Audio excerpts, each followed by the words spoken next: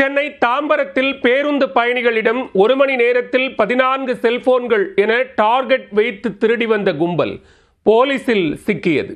பேருந்து பயணிகளை அச்சுறுத்தி வந்த செல்போன் கொள்ளையர்களின் அதிர்ச்சி பின்னணி என்ன?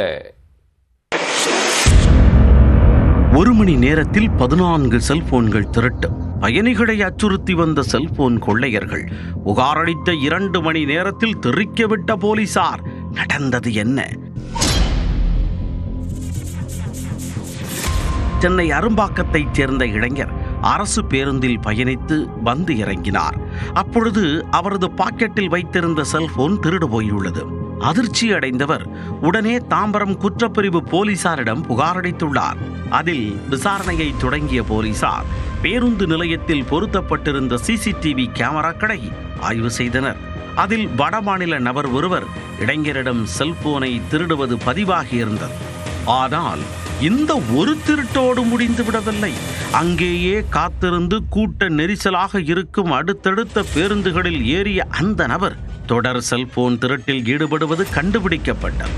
அடுத்த அரை மணி நேரத்தில் உடனே களத்தில் இறங்கிய போலீசார் சிசிடிவியில் இருந்த நபரின் புகைப்படத்தை வைத்து தேடும் போது அந்த நபர் அதே இடத்தில் மற்றொரு பேருந்தில் ஏறி கைவரிசை காட்டும் போது போலீசாரும் அப்பேருந்திற்குள் ஏறினர். ஆட்டோமேட்டிக் க்ளோசிங் டோரை மூடுமாறு ஓட்டுநரிடம் கூறியதும் உடனடியாக பேருந்தின் 2 டோர்களும் மூடப்பட்டதால் மொபைல் கொள்ளையன் தப்பித்துச் செல்ல முடியாமல் வசமாக சிக்கிக் கொண்டார். வசமாக சிக்கிய அவரை பிடித்து விசாரிக்க அவரது கூட்டாளிகள் விக்னேஷ், சங்கர், பட்ரோ, அஜய் உட்பட 6 பேரும் சிக்கினர். பேருந்து கூட்ட நெரிசலை பயன்படுத்தி 1 மணி நேரத்தில் சுமார் 14 செல்போன்களை டார்கெட் வைத்து திருடும் அளவுக்கு திருட்டில் கைதேர்ந்தவர்கள்.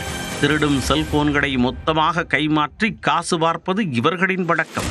இவர்களிடமிருந்து திருட்டு செல்போன்களை வாங்கும் கும்பல் யார்? பிடிபட்ட 6 பேர் மட்டும்தான் செல்போன் கொள்ளையில் ஈடுபட்டு வந்தார்களா என்பன உள்ளிட்ட பல்வேறு கோணங்களில் போலீசார் தொடர் விசாரணை மேற்கொண்டு வருகின்றனர். தாம்பரம் பகுதியில் பயணிகளை அச்சுறுத்தி வந்த செல்போன் கொள்ளை கும்பல் போலீசில் சிக்கியிருப்பது அப்பகுதி மக்களிடையே நிம்மதியை ஏற்படுத்தியுள்ளது.